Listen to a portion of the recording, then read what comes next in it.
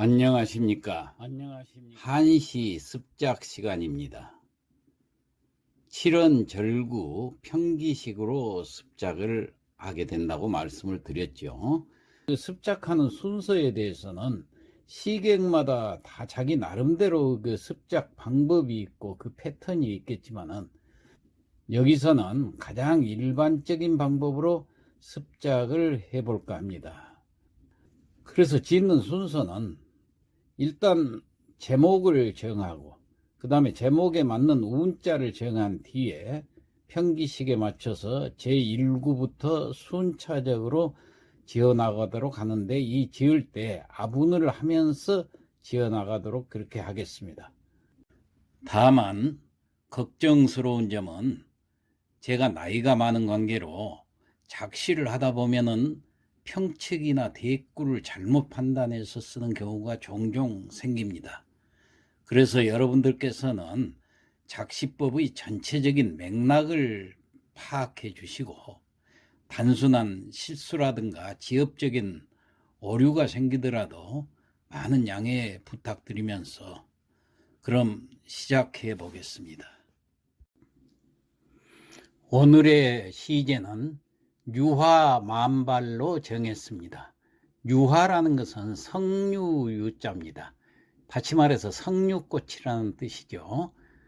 이 석류꽃은 이 도예지에서는 좀 보기 드뭅니다만은 시골만 가도 동네마다 석류꽃이 만발에 피어 있는 것을 볼 수가 있습니다. 이는 그 음력 5월 초에 피어나 가지고 주홍색 혹은 약간 흰색 꽃잎을 자랑하면서 개화 기간은 좀 짧습니다. 한 달 정도 지속되지만은 참 아름다운 꽃입니다. 그런데 이 꽃뿐 아니라 그 이상의 가치를 가지고 있는 게 바로 이 석류입니다.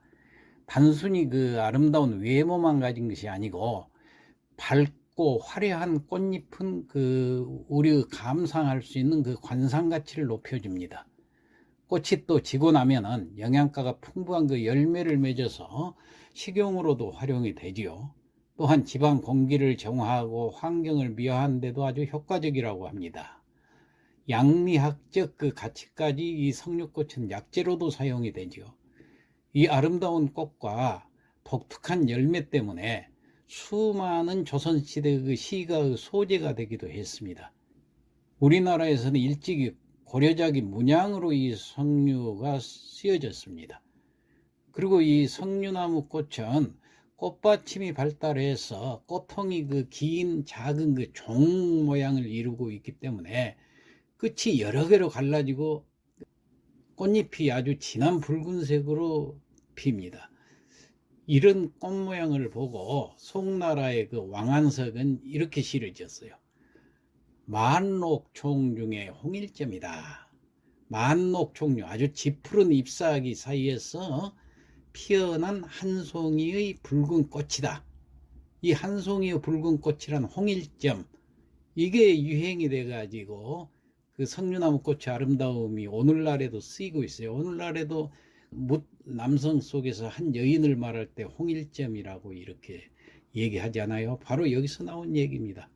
자, 그러면은 오늘 시제인 이 석류꽃의 형상을 인터넷 같은 데서 찾아봐서라도 한번 짓도록 하겠습니다.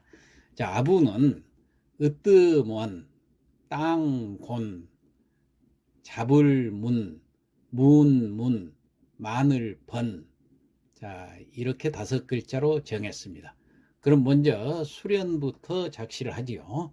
자, 수련은 첫 구와 둘째 구입니다. 자, 평측보를 갖다 놓고, 자, 그러면은 이 첫 구를 작시하려면은 먼저 운자를 봐야 되겠죠. 운자가 으뜸원이라고 되어 있죠. 자, 으뜸원자가 들어가게 작시를 해 보겠습니다. 저는 이렇게 지었습니다. 산하 5월 녹음원이라. 산하 5월, 이 산하하고 5월 산하 이렇게 해도 되는데, 자, 그렇게 되면은 평측이 맞질 않아요. 그래서 산하를 앞으로 먼저 빼고 5월을 뒤로 붙였습니다. 그래서 5월 산하 할 것을 산하 5월 마찬가지입니다. 그러니까 5월의 산하는 녹음원이라. 녹음이 원이라는 것은 으뜸원자지요. 녹음이 으뜸이다. 그렇죠? 오르산하는 아주 녹음이 사철 중에서 가장 뛰어나지요. 자, 이렇게 지어놓고 이 척구는 대꾸가 필요 없으니까 평측만 맞춰보고 넘어가죠. 자, 산하, 평, 오월록, 측, 원, 평. 자, 이렇게 해서 둘째 구로 넘어가겠습니다. 자, 둘째 구를 작시하려면 운자가 뭔가 또 봐야 되겠죠. 운자를 보니까 땅, 곤자지요. 하늘과 땅 하면 건 이렇게 붙여서 많이 작시를 합니다. 그래서 나도 그렇게 작시를 했어요. 만발유화 별건곤이라 이렇게 작시를 해봤습니다. 만발한 이 만발이란 말을 여기서 갖다 쓴 것은 시제가 유화만발로 되어 있기 때문에 시제를 그대로 쓴 겁니다. 그럼 유화만발로 쓰려고 보니까 또 평칙이 맞질 않죠. 그래서 만발을 앞으로 내세우고 유화를 뒤로 돌렸어요. 그래서 만발유화. 그러면 시제를 여기다 써먹은 거예요. 수련에다가는 시제를 쓰는 게 좋다고 그랬죠. 그래서 만발유화, 만발한 성류꽃은 별건곤이라. 이 꽃이 활짝 피어놓으니까 세계가 별 세계를 이루고 있다 그 말이에요. 건곤은 세계란 뜻이죠. 하늘과 땅, 별. 그러니까 우리가 인간 사는 세계와 다른 특별한 세계다. 그러니까 별 세계로구나. 이걸 다시 살펴보면은 만발유와 별건곤이라 만발한 성류꽃은 별 세계로구나. 그러면은 이 구도 작시가 다 끝났으니까 평측을 맞춰보고 넘어가죠. 만발, 즉, 유화, 평, 별건, 즉, 곤, 평. 자, 이렇게 해서 수련은 작시가 끝났으니까 이제 함련으로 넘어가겠습니다. 함련은 셋째 구와 넷째 구지요. 평측부를 갖다 놓고, 그런데 여기는 넷째 구에가 운자가 있으니까 운자가 있는 넷째 구를 먼저 작시를 해보죠. 자, 운자가 뭔가 봤더니 잡을 문자입니다. 그래서 잡을 문자가 들어가게 지어야 돼요. 이 잡을 문자는 더듬는다 그런 뜻이 있습니다. 그래서 더듬는다라는 말이 들어가게 작시를 하면 됩니다. 나는 이렇게 지어봤습니다. 난봉헌호 예빈문이라. 난봉 어지러울 난자 벌봉자 벌들이 어지럽게. 헌호 헌은 이 떠들 헌자입니다. 호는 불을 호자예요. 그러니까 헌호 하면은 아주 떠들썩하다는 얘기예요. 그 다음에 예빈문이라. 지금 유화에 대한 거기 때문에 여기서는 꽃술을 갖다 썼습니다. 꽃술 예자입니다. 자, 꽃술을 자주 빈자. 그 다음에 문자는 원래는 잡을 문자지만 잡다는 것은 더듬다 이런 뜻이 있습니다. 그러니까 이걸 전체를 해석을 해보면은 벌들이 어지럽게 떠들면서 남봉헌호 예빈문이라. 예 꽃술을 자주 더듬는다. 벌들이 그러죠. 꽃에서 꿀을 따기 위해서 꽃에 달라들어서 꽃술을 자주 더듬고 있는 모양을 우리가 자주 볼 수가 있죠.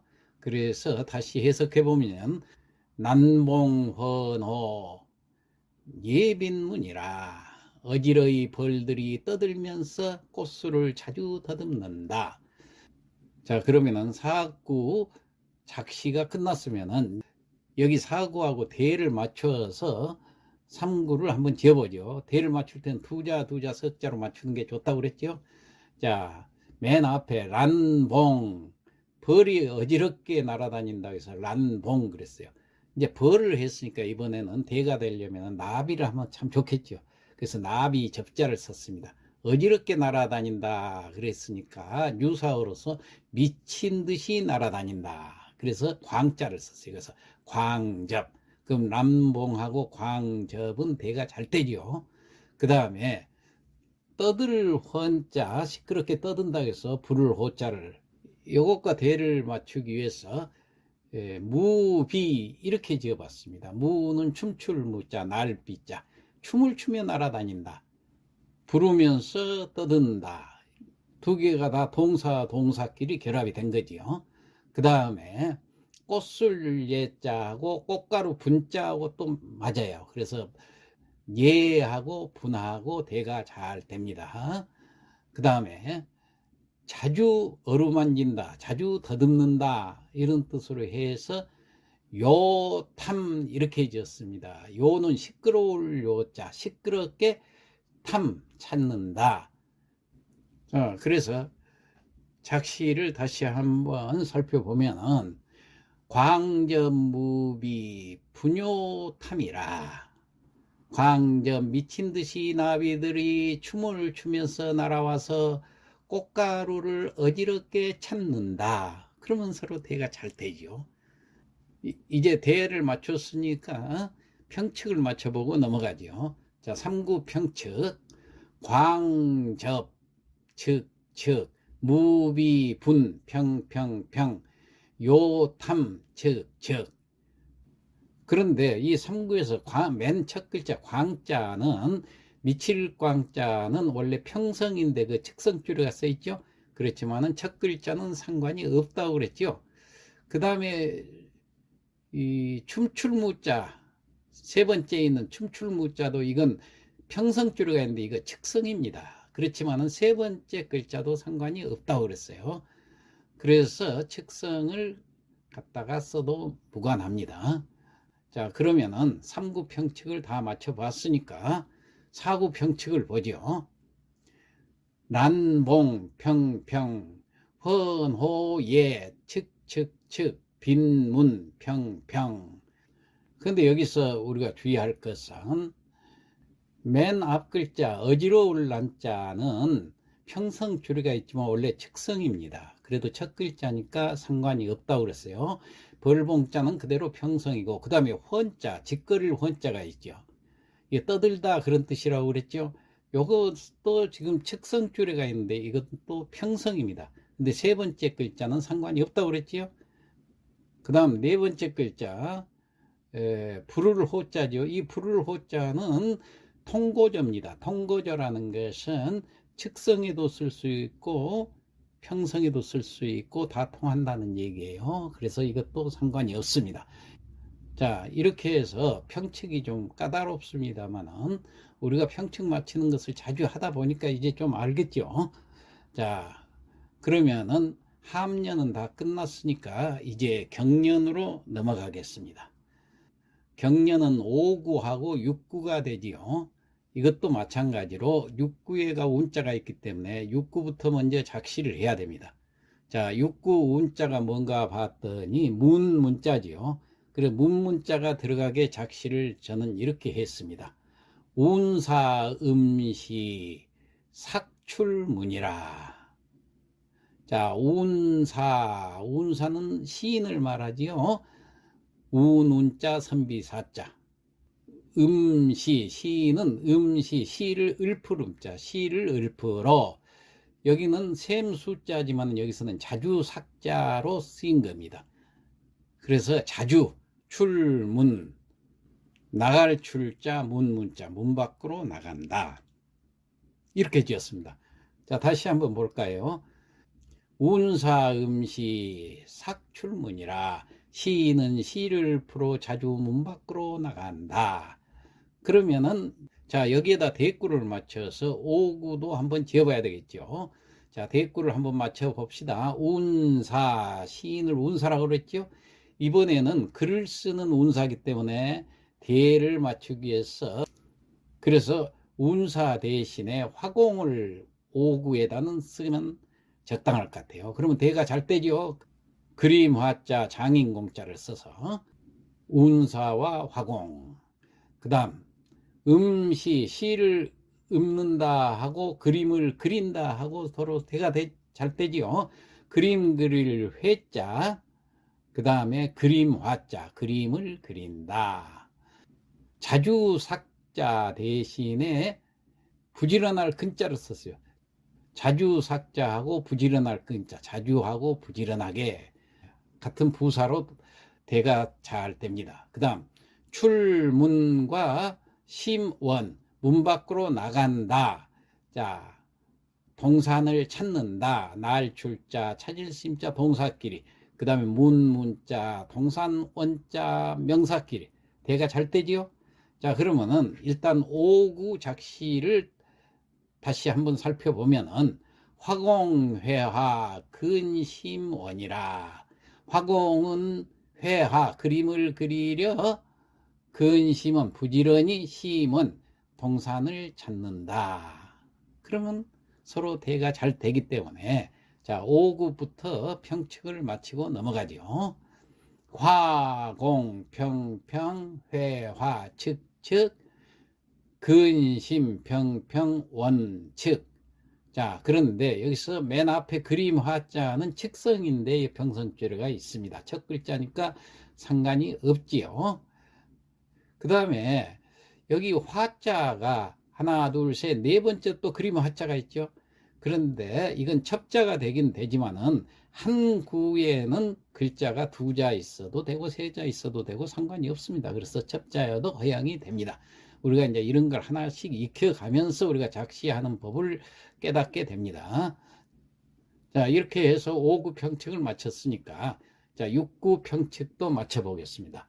운사, 측, 음시, 평평, 삭출, 측, 문평. 자, 이상 없죠? 그러면은 경련도 다 마쳤으니까 마지막으로 미련을 보겠습니다.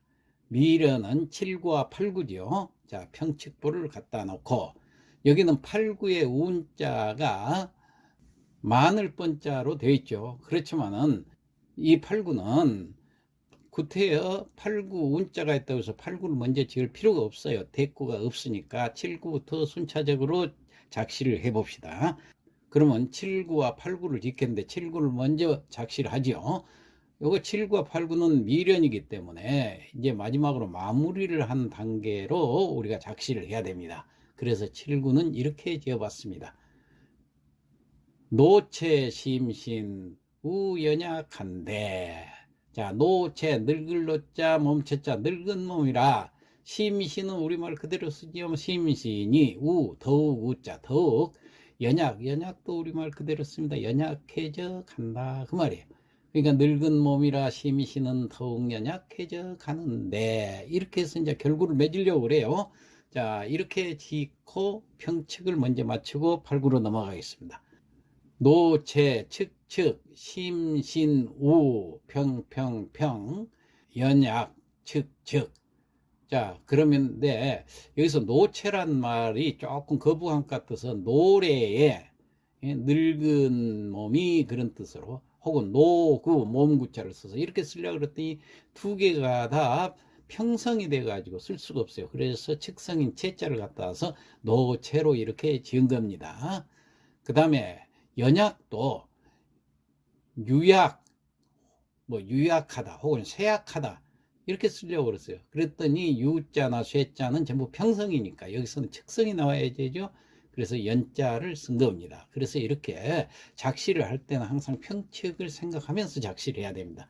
다시 한번 살펴보면은 노체 심신 우연약이라, 늙은 몸이라 심신은 더욱 연약해져 간다, 그런 뜻이에요. 그럼 마지막 8구에는 운자가 있기 때문에 작시하기 전에 운자를 보고 운자가 들어가게 작시를 해야 되겠죠. 운자가 마늘번자입니다. 그래서 마늘번자가 들어가게 작시를 해봤습니다. 가중화목 후손번이라. 자, 가중이란 것은 집가자 가운데 중자, 온 집안이란 뜻이에요. 온 집안은 화목은 우리말로도 있죠. 활화자, 화목한데, 후손번이라. 후손도 우리말 그대로요. 후손. 번이라, 번창하다, 번성하다, 이런 뜻입니다. 다시 해석을 해보면은 가중화목 후손번이라, 온 집안은 화목하고 후손도 번성하네. 작시한 것을 살펴보면은 7구는 늙은 몸이라 심신은 더욱 연약해져 가는데 8구에 가서 온 집안은 화목하고 후손도 번성한다. 나는 늙어가는데 후손들은 번성하구나. 그런 뜻이 돼요. 자, 그러면은 평칙을 7구, 8구 마치고 성독을 하고 끝내도록 하지요. 노체, 즉, 심신, 우, 평, 연약, 즉. 자, 8구 평칙은 가중, 평, 화목, 후, 즉, 손, 번, 평. 자, 이렇게 해서 8구까지 작시가 다 끝났으니까 마지막으로 성독을 하고 마치도록 하겠습니다. 산하 5월 녹음원이요. 5월에 산하는 녹음이 으뜸인데 만발유화 별건곤이라 만발한 성류꽃은 별세계로구나. 광전무비 분요탐인데 미친 듯 나비들이 춤추며 날아와 꽃가루를 어지럽게 찾고 남봉헌호 예빈문이라 어지러이 벌들은 떠들면서 꽃술을 자주 더듬는다. 화공회하 근심원인데 화공은 그림을 그리려 동산을 부지런히 찾고 운사음시 삭출문이라 시인은 시를 풀어 자주 문 밖으로 나가네. 노체 심신 우연약한데 늙은 몸이라 심신은 더욱 연약해져 가는데 가중 화목 후손번이라 온 집안은 화목하고 후손도 번성하네. 네, 이상 마치겠습니다.